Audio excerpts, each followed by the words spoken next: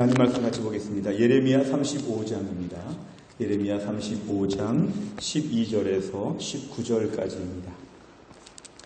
예레미야 35장 12절에서 19절까지 페이지로는 1109페이지가 되겠습니다.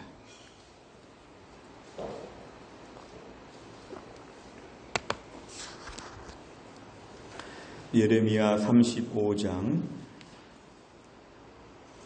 12절에서 19절 1109페이지가 되겠습니다. 우리 12절에서 19절까지의 말씀을 저 한 절씩 교독하시겠습니다. 그때 여호와의 말씀이 예레미야에게 임하여 이르시되 만군의 여호와 이스라엘의 하나님께서 이와 같이 말씀하시니라. 너는 가서 유다 사람들과 예루살렘 주민에게 이르기를 너희가 내 말을 들으며 교훈을 받지 아니하겠느냐 여호와의 말씀이니라. 레갑의 아들 요나답이 그의 자손에게 포도주를 마시지 말라 한 그 명령은 실행되도다. 그들은 그 선조의 명령을 순종하여 오늘까지 마시지 아니하거늘 내가 너희에게 말하고 끊임없이 말하여도 너희는 내게 순종하지 아니하도다. 내가 내 종 모든 선지자를 너희에게 보내고 끊임없이 보내며 이르기를 너희는 이제 각기 약한 길에서 돌이켜 행위를 고치고 다른 신을 따라 그를 섬기지 말라. 그리하면 너희는 내가 너희와 함께 너희 선조에게 준 이 땅에 살리라 하여도 너희가 귀를 기울이지 아니하며 내게 순종하지 아니하였느니라. 레갑의 아들 요나답의 자손은 그의 선조가 그들에게 명령한 그 명령을 지켜 행하나 이 백성은 내게 순종하지 아니하도다. 그러므로 만군의 여호와 이스라엘의 하나님께서 이와 같이 말씀하시니라. 보라, 내가 유다와 예루살렘의 모든 주민에게 내가 그들에게 대하여 선포한 모든 재앙을 내리리니 이는 내가 그들에게 말하여도 듣지 아니하며 불러도 대답하지 아니함이니라 하셨다 하라. 예레미야가 레갑 사람의 가문에게 이르되 만군의 여호와 이스라엘의 하나님께서 이와 같이 말씀하시기를 너희가 너희 선조 요나답의 명령을 순종하여 그의 모든 규율을 지키며 그가 너희에게 명령한 것을 행하였도다. 그러므로 만군의 여호와 이스라엘의 하나님께서 이와 같이 말씀하시니라. 레갑의 아들 요나답에게서 내 앞에 설 사람이 영원히 끊어지지 아니하리라 하시니라. 아멘. 최근 수요 예배는 이렇게 우리가 구약 성경 또 신약 성경 통독하는 중에 통독하면서 우리가 함께 묵상했던 말씀을 같이 나누고 있습니다. 최근에 예레미야 말씀을 나누는 가운데 오늘 레갑 족속에 대한 부분을 함께 좀 나누고 싶어서 말씀을 함께 준비했습니다. 우리가 보통 이 땅을 살면서 수많은 약속들을 저희가 하지만 우리는 약속들을 좀처럼 지키지 못하고 자꾸 넘어질 때가 있습니다. 아침에 한 약속을 저녁에 못 지킬 때도 많이 있고 약속을 하고 났지만 현실이 어려워졌으니까 상황이 달라져서 못 지킨다. 우리는 이런 것들도 참 많이 있습니다. 그리고 반드시 하겠다, 꼭 하겠다 이런 말들을 많이 하지만 결국은 어쩔 수 없었다. 이런 식으로 중간에 못하는 일들이 참 많습니다. 제가 교회 앞에 제자훈련을 시키면서 많이 느끼는 건데요. 연초에 분명히 약속을 하고 매주 할당량이 있는데 성경을 통독하거나 여러 과제물을 하면서 때로 훈련생들이 잘 못 따라올 때가 있습니다. 물론 직장도 어렵고 가정의 일들이 많이 있어서 그럴 때가 있지만 어떤 경우에는 이 약속을 못 지키는 것이 습관이 되게 되면 이건 매우 곤란합니다. 누구나 어려운 상황이 있지만 이것이 습관이 되는 것이 매우 무서운 것입니다. 그래서 우리 이 땅을 살면서 하나님 앞에 계속 훈련받는 것입니다.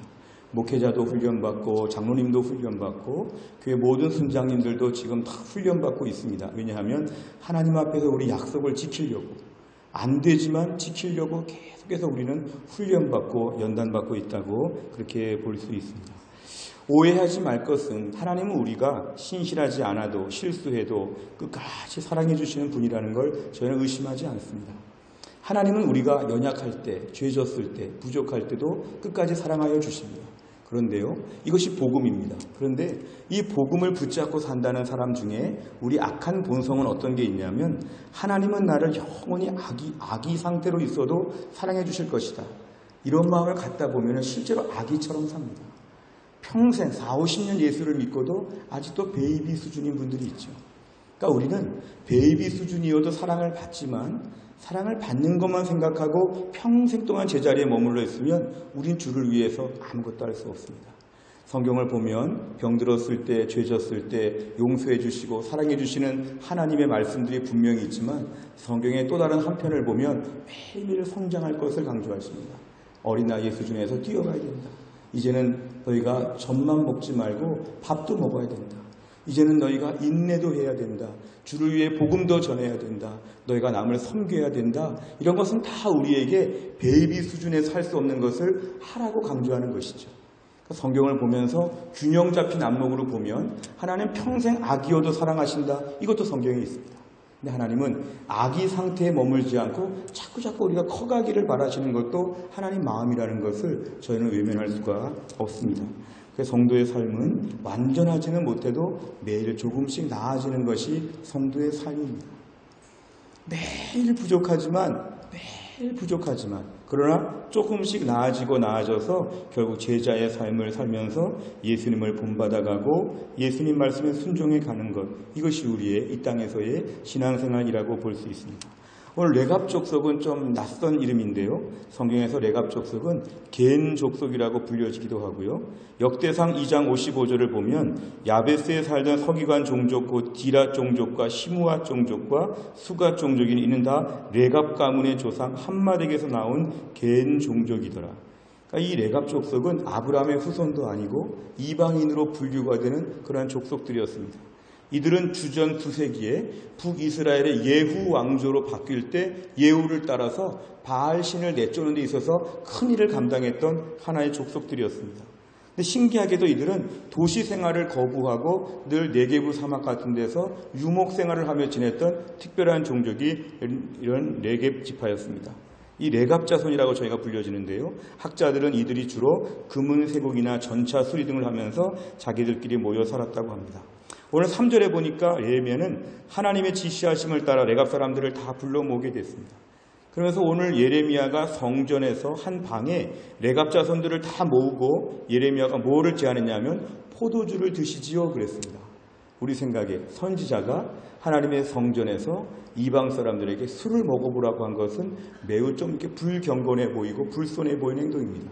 근데 오늘 본문은 성전에서 이방인들에게 술을 권했다는 게 핵심이 아니라 이 레갑 자손은 절대로 술을 먹지 않기로 결심한 사람들이었기 때문에 하나님은 오늘 이들을 예시로 보여주는 것입니다. 6절 이하를 보니까 레갑 자손들은 이렇게 답합니다. 선지자 예레미야를 향해서 우리는 포도주 마시지 않습니다. 우리는 조상 우리 레갑의 아들 요나답이 우리에게 명령한 대로 우리는 절대 포도주 마시지 않습니다. 우리 선조들이 우리에게 명령한 게 뭐냐면 집도 짓지 말라 그랬습니다. 씨를 뿌리거나 너희는 포도밭을 가꾸지도 말라고 했습니다. 그런 것들을 소유하지도 말라고 했습니다. 평생 동안 너희들은 장막에서만 살라고 우리 조상들이 얘기했습니다. 그래서 우리는 평생 동안 우리 조상 레갑 자손의 조상 요나답의 말을 따라서 그렇게 하고 있습니다.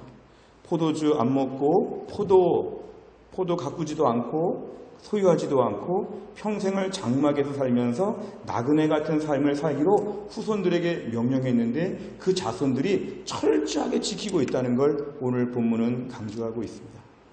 그러니까 다른 가문들, 다른 종족들은 모르고 우리 종족, 레갑 종족들은 철저하게 그렇게 살도록 조상들이 명령했는데 후손들이 그거를 따라오고 있다는 것이 오늘 예레미야가 예로 들기 위한 하나의 인물이었습니다.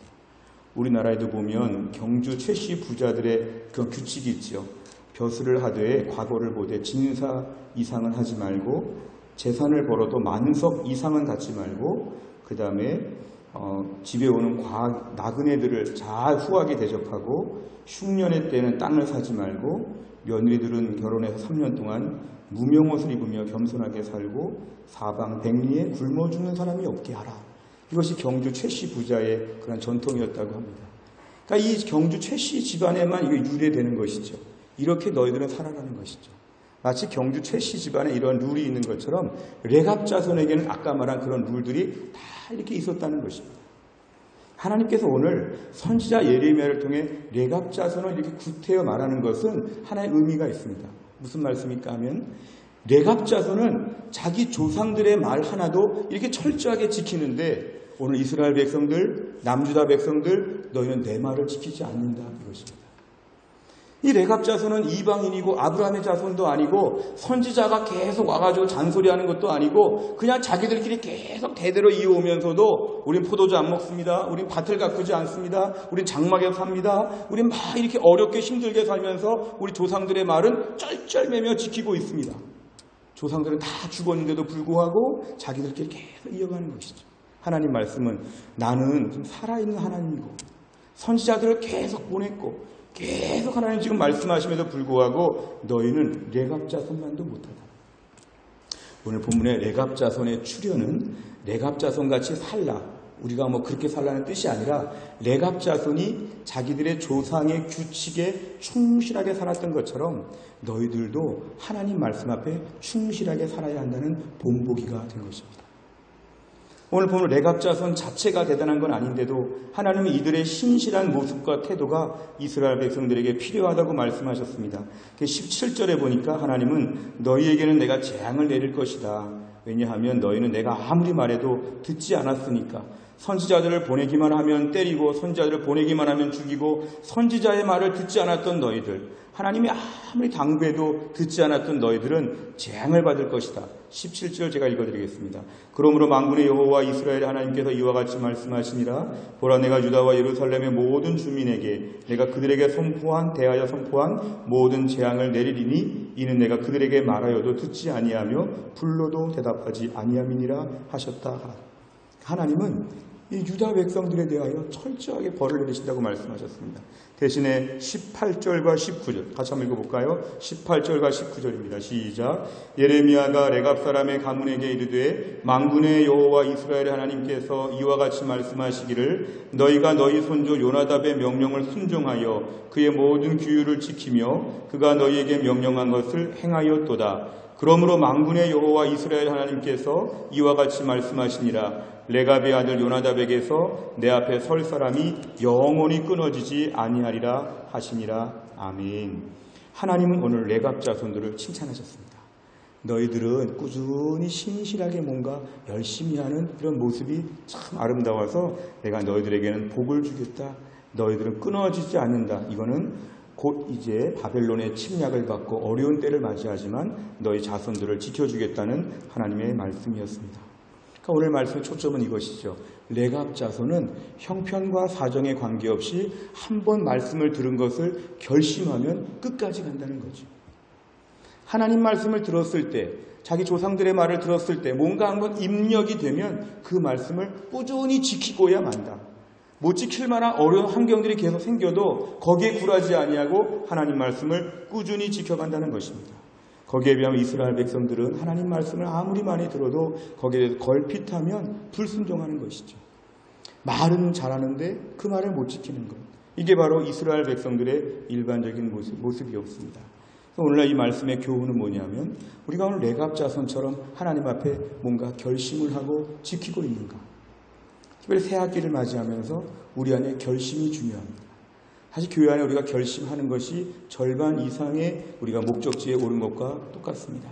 다니엘 1장 8절과 9절을 보면 다니엘은 나라가 망했고 포로로 잡혀갔지만 다니엘의 마음은 뜻을 정하여 그랬습니다. 왕의 진미와 포도주, 왕의 모든 호화로운 제의 앞에서 다니엘은 뜻을 정한 사람이라는 것입니다. 우리가 오늘 신앙생활하면서 뜻을 정하는 것, 결심하는 것 너무 중요합니다. 어떤 분들은 나는 결심해도 못 지키니까 결심을 안 하겠습니다.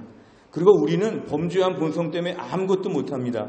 우린 그냥 느슨하고 편안하게 놔둬야 됩니다. 마음에는 원이로되 육신이 약합니다. 이런 말을 하면서 결심을 안 하는 분들이 있습니다. 다니엘은 뜻을 정해서 하나님 말씀을 지키려고 하고 자기를 지키려고 했다는 것이죠. 우리가 오늘날 패배주의가 이런 것입니다. 결심을 안 해보는 사람들. 새 학기를 맞이하고 가을이 다가올 때 내 경건 생활의 목표는 무엇일까? 내가 힘들어도 새벽 기도회는 언제 가고, 힘들어도 수요 예배는 언제 나오고, 내가 힘들어도 토빗에는 언제 나오고, 내가 성경을 매일 얼마씩 보고, 기도 시간을 얼마씩 갖고, 내가 어떻게 살아야 될까에 대해서 계획을 짜고 기도하는 것. 이게 바로 뭐냐 하면은 우리 안에서 뜻을 정하는 것입니다. 보통 보면요, 뜻을 정한 분들이 훨씬 잘하게 되어 있습니다. 아무 계획이 없는 분들은 더 늘어지고 더 풀어집니다. 똑같은 예수님을 믿지만 우리 안에서 결심에 대한 결정이 단호하게 서야 한다는 것이죠. 매일매일 계획표를 짜고 매일매일 수첩을 기록하고 매일매일 나를 돌아보면서 매일 아침마다 밤마다 우리가 결심하는 것이 필요합니다.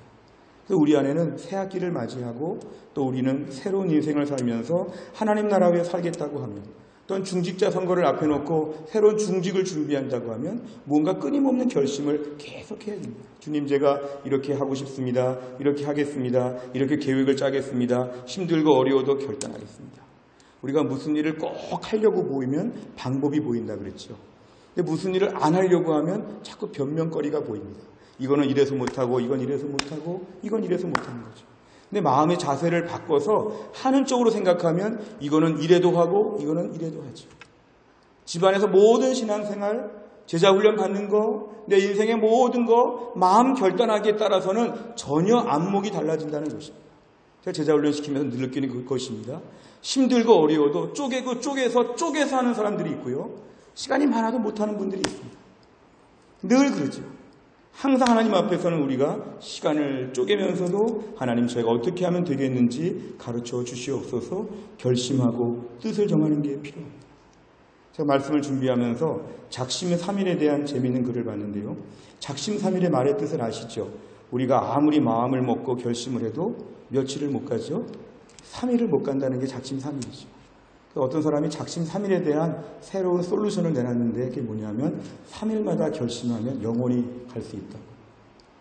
우리 자신이 3일마다 또 못하니까 3일 하고 또 결심하고 또 3일 가고 또 결심하고. 우리 선조들이, 한국교회 믿음의 선조들이 참 지혜로운 것 같습니다. 외국에는 없는 수요 예배를 만들어가지고 주일과 주일 사이에가 일주일이 약하니까 3일마다 엎드리라고 수요 예배를 만들었어요. 오늘 오신 분들은 참 잘 오신 것입니다. 3일마다 결심하는 거죠. 주일날 결심했는데 3일을 버텼습니다. 수요일날 또 말씀 듣고 또 3일을 버티는 거죠. 또 주일날 또 결심하고. 그러니까 인터벌이 다 있으면서 말씀으로 살기 위해서 우리에게 3일마다 작심 3일의 본성을 안 우리 믿음의 선조들이 수요 예배를 만들어서 계속 기도하는 것입니다. 이렇게 우리가 주 앞에 나와서 계속 결심하고 결심하다 보면 결심을 반복적으로 할 때마다 또 결심하네, 낙심할 것이 아니라 우리는 본성상 매일 결심해야 되는 존재이기 때문에 결심을 3일마다 하게 되면 평생 동안 주 앞에서 헌신할 수 있다는 것입니다. 그 다음 단계는, 결심하고 계획하고 뜻을 정한 다음 단계는 뭐냐면 하나님을 의지하는 단계가 필요합니다. 하나님을 의지하는 단계.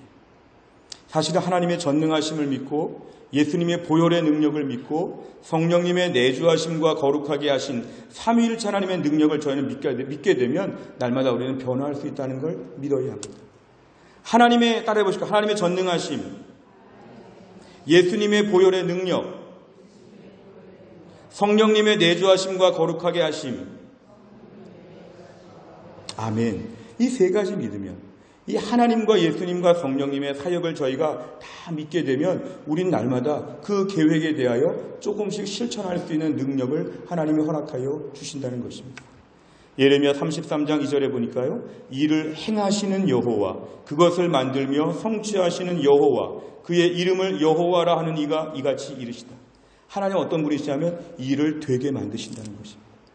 우리가 무슨 계획을 세우고 뜻을 정했을 때, 다니엘이 뜻을 정했다고 할 때 다니엘은 뜻을 정하면 누가 행하게 하십니까? 하나님이 하게 하시는 것이죠. 왕의 진미와 포도주를 먹지 않고 포로로 잡혀왔지만 여기서도 믿음으로 살겠습니다. 주여 믿음으로 살게 하여 주시옵소서. 매일 아침마다 밤마다 기도하고 뜻을 정하니까 하나님이 그걸 실제로 이루어 주시고 지켜 주신다는 거죠. 문제는 뜻이 없으면 하나님 어떻게 합니까? 나라가 망했습니다. 어떻게 합니까? 좀 먹고 살아야 되지 않겠습니까? 그냥 주는 대로 받아먹고 그냥 자 여기서 내가 그냥 좀 성공하게 해주세요. 어쩔 수 없습니다 하나님. 이렇게 매일매일 안 됩니다 하나님. 매일 이렇게 살면은 왕의 진미와 포도주 앞에서 다 먹게 되죠. 누가 옆에서 좀만 겁만 줘도 쫓겨날까봐 먹을게요 다 먹게 되죠. 이건 어떤 사람이냐 하면 매일매일 기도하면서 하나님의 능력을 구하지 않으니까 마음에 담대함이 없고 힘이 없는 것이죠. 하나님의 전능하심과 예수님의 보혈의 능력과 성령님의 내주하심과 거룩하게 하심을 분명히 믿고 하나님께 기도하고 소원을 품고 마음을 정하게 되면 하나님께서 나머지 일들을 해주신다는 것입니다. 우리의 몫은 어디까지냐면 결심하는 것. 결심하고 기도하면 하나님, 예수님, 성령님께서 우리 안에서 그 일을 되게끔 만들어 주신다는 것입니다. 하나님이 도우실 것이기 때문에 우린 그 일을 담대하게 할 수가 있다는 것이죠. 디모데후서 3장 17절, 이는 하나님의 사람으로 온전하게 하며 모든 선한 일을 행할 능력을 갖추게 하려 하신다. 이 디모데후서 3장 17절 앞에는 하나님 말씀을 얘기합니다. 하나님 말씀으로 무장하게 되면 모든 선한 일을 행할 능력을 갖춰주신다고 했습니다. 우리가 매일 새벽 기도회, 매일 큐티, 매주일 설교 말씀, 꾸준히 말씀을 들으면 우리 안에 무슨 능력이 생깁니까? 모든 선한 일을 행할 능력을 주신다는 것입니다.